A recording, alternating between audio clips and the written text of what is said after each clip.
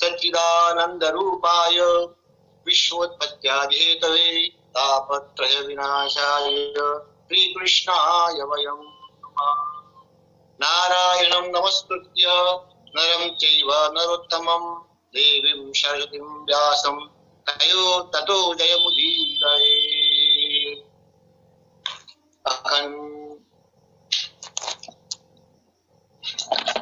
अनंत कोटि ब्रह्मांड नायक अचिंत्य कल्याण गुण निधान सर्वेश्वर सर्वाधिपति सच्चिदानंद घन परमात्मा श्री कृष्ण और श्री राधा रानी के युगल चरणों में इस दास का बारंबार प्रणाम। या राम मैं सब जग जानी करहूं प्रणाम जोर पानी। हरि शरणम ओ जी हरि शरणम, हरि शरणम ओ जी हरि शरणम, हरि शरणम ओ जी हरि शरणम, हरि शरणम ओ जी हरि शरणम, हरि शरणम ओ जी हरि शरणम, हरि शरणम ओ जी हरि शरणम, हरि शरणम ओ जी हरि शरणम, हरि शरणम ओ जी हरि शरणम। गुरु जी के चरणों में बारंबार प्रणाम। इंटरनेट के माध्यम से, ऑनलाइन के माध्यम से सभी मेरे सहपाठी बंधु भगिनी, आज मैं आपके सामने, मुझे अपनी वाणी को शुद्ध करने का एक अवसर प्राप्त हुआ है और आज मैं आपके सामने दशम स्कंद में श्री भगवान श्री कृष्ण की लीलाओं और जन्म के बारे में वर्णन करना चाहूँ।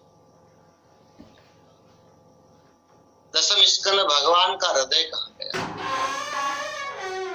इस दशम स्कंद में परीक्षित सुखदेव जी महाराज से प्रश्न कर रहे हैं। कथितो वंश विस्तारो भवता सोम सूर्यो राज्ञां चोभयवंशानां चैतं परमाद्भुतम्। परीक्षित कहते हैं, गुरुदेव आपने मुझे चंद्रवंश और सूर्य वंश के बारे में, दोनों राजाओं के बारे में, सूर्य वंश और चंद्रवंश के राजाओं के बारे में, चैत्र के बारे में संपूर्ण वर्णन किया। लेकिन जब मेरे आराध्य श्री कृष्ण, जिन्होंने मेरी गर्भ में रक्षा की, जिन्होंने मेरे पूर्वजों की रक्षा की, उनके बारे में आप संक्षिप्त ही मुझे बता रहे हैं। कृपया करके कृतवान यानी विश्वात्मा तानी नोबद विस्तरा। गुरुदेव आप मुझे भगवान श्री कृष्ण के बारे में विस्तार पूर्वक वर्णन सुनाइए, मैं सुनना चाहता हूं। क्योंकि रोहिणी तनय प्रोक्त, आपने बलराम जी को रोहिणी के पुत्र भी बताए और देव के गर्भ संबंध और देव की का भी पुत्र, 8 पुत्र में बलराम जी को गिना।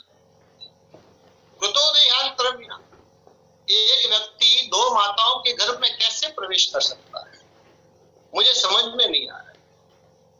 और भगवान ने कौन कौन सी लीलाएं की, गोकुल में कौन सी लीलाएं की, मथुरा में कौन सी लीलाएं की, उसके बारे में आप विस्तृत मुझे जानकारी दीजिए। सुखदेव जी कहने लगे, परीक्षित आप 3 दिन से सतत कथा का श्रवण कर रहे हैं। आज 4था दिन, आपको भूख लगी होगी, प्यास लगी होगी, अतः आप कुछ फलाहार कर लीजिए। तब सुखदेव जी परीक्षित जी कहने लगे, नैषापि दुस्सहा क्षुण्मां शक्तोदमपि बाधते पिबन्तं तन्मुखाद् भोजस्थितं हरिकथामृतम्। गुरुदेव मुझे तनिक भी भूख और प्यास नहीं सता है, क्योंकि इसी प्यास के कारण मैंने बहुत बड़ा अपराध किया है। अतः पिबंतम तुम मुखात भोज, आपके मुखार बिंद से चितम हरि नाम जो हरि कथा का जो पान हो रहा है वह अत्यधिक दुर्लभ है। इससे न तो मुझे भूख लग रही है और न ही मुझे प्यास लग रही। अतः गुरुदेव आप मुझे भगवान श्री कृष्ण की कथाओं का श्रवण कराइए। सुखदेव जी कहते हैं, वासुदेव कथा प्रश्न पुरुषां स्त्रीपुनाति वक्तारं कुच्छघं श्रोतुं तदपाद सलिलं यतः। सुखदेव जी कहते हैं कि राजा परीक्षित,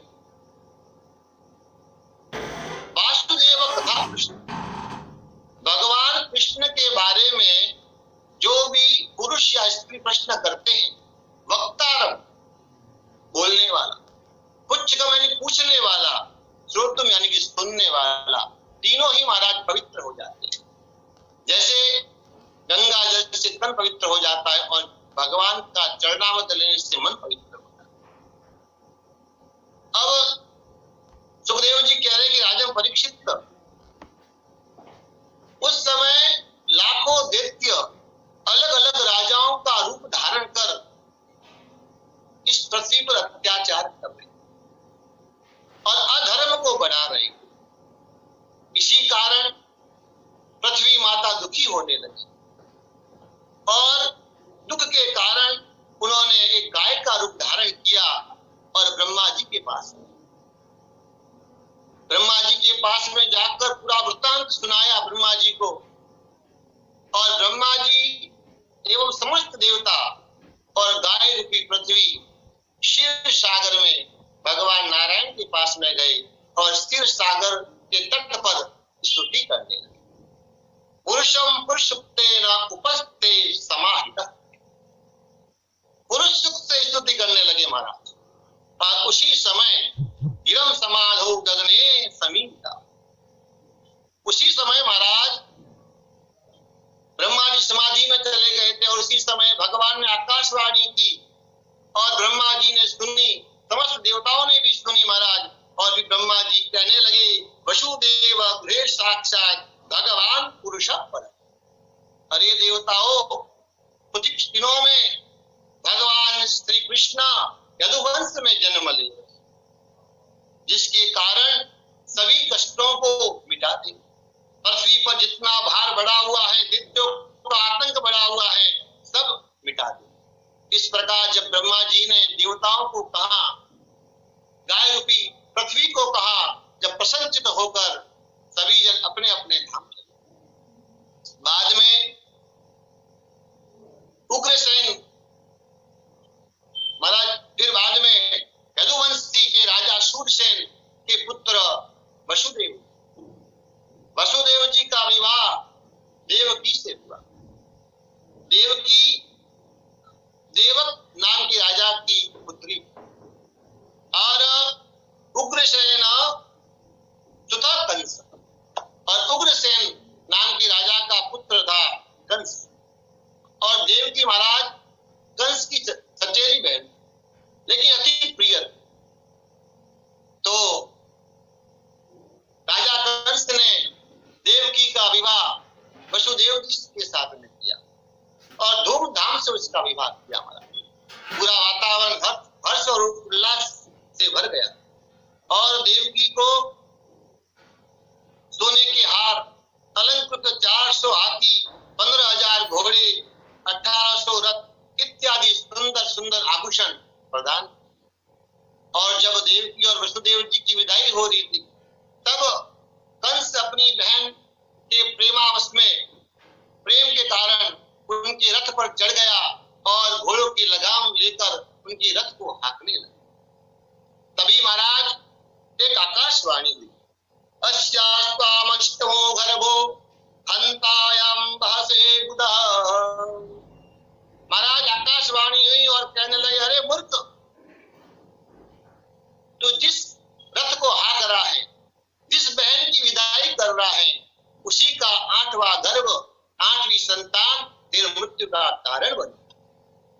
इस प्रकार जब आकाशवाणी हुई तो महाराज कंस आश्चर्यचकित रहे और जो घोड़ों की जो लगाम पकड़ी हुई थी वो तुरंत छोड़ दी और अपने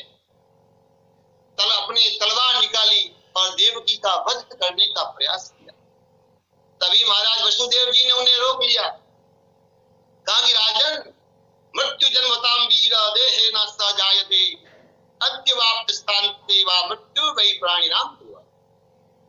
अरे महाराज, आप भोज वंश के महाराज हैं, आपको यह शोभा नहीं देता।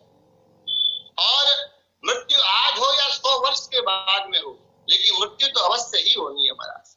जिसने जन्म लिया है उसकी मृत्यु निश्चित है। ये तो उपदेश में लिखा हुआ है महाराज, आयु कर्म च वित्तम च विद्यार्जनमेव च पंचीतानपि सृज्यन्ते गर्भस्थस्यैव देहिनः। व्यक्ति जब माता के गर्भ में प्रवेश होता है तब आयु, उसके कर्म, धन, विद्या और उसकी मृत्यु, यह पांचों तत्व महाराज उसके गर्भवास में ही मिल जाते।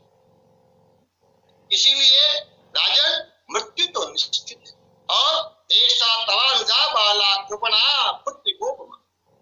और वसुदेव जी कहने लगे, अरे राजन, ऐसा तब अनुजा बाला, यह तो आपकी अनुज बहन है और पुत्री के स्वरूप में है। अभी अभी आपने उसका विवाह कराया है और अभी आप उसका वध कर देंगे तो यह उचित नहीं राजन। और वसुदेव जी कहने लगे, तो वसुदेव जी धीर पुरुष हमारा, उन्होंने अपनी भेद नीति से कंस की प्रशंसा भी की और कंस के मन को विचलित भी किया। और वो कहने लगे, न यस्यास्ते भयं सौम्य यद वागाः शरीरी पुत्रान् समर्पिष्येष्या यतस्ते भयमुत्थितम्। अरे राजन, आपको देवकी से कोई प्रकार का भय नहीं। आपको यदि भय है तो देवकी के पुत्रों से भय। इसीलिए मैं वचन देता हूं कि जितने भी पुत्र देवकी के होंगे वह सभी पुत्र मैं आपके सामने समर्पित कर दूंगा। इस प्रकार से वसुदेव जी ने कंस से बात। और कंस जानता था कि वसुदेव जी हमेशा सत्य बोलते हैं और झूठ का साथ कभी नहीं देते। और महाराज कंस फिर बाद में वसुदेव जी और देवकी को छोड़ देते और कुछ ही दिनों के बाद में वसुदेव जी और देवकी को एक पुत्र होता है जिसका नाम होता है कीर्तिमान। अब वसुदेव जी वचन के पक्के थे तो वह अपने पुत्र कीर्तिमान को लेकर कंस को समर्पित करते कि लीजिए राजन, जो मेरा वचन था वो मैं आपके पास में लेके आया। जब कंस ने उस पुत्र को देखा तो उसके मन में ममता जागी और कंस कहने लगा कि वसुदेव जी, मुझे आपके पुत्र से कोई भय नहीं, मुझे भय है तो देवकी के 8वें गर्भ से। इसीलिए मैं इस पुत्र को नहीं मारूंगा, आप पुनः लेके चले जाए। महाराज वसुदेव जी अपने पुत्र को पुनः लेकर चले। तभी वसुदेव जी जानते थे कि कंस की बुद्धि विपरीत है, कभी भी फिर सकती। उसी समय कंस के पास में नारद जी आए। नारद जी ने एक कमल, 8 कमल पंखुड़ियों वाला एक कमल कंस को दिया और कंस को कहने लगे कि कंस, इसमें बताओ कि पहली पंखुड़ी कौन सी है। कंस यह देखता आश्चर्यचकित रह गया कि इसमें पहली कौन सी कहूं और 8वीं कौन सी गिनूं। नारद जी कहने लगे, कंस राजन, यह देवता बड़े ही चतुर है, अपना काम किसी भी रूप में सिद्ध कर सकते हैं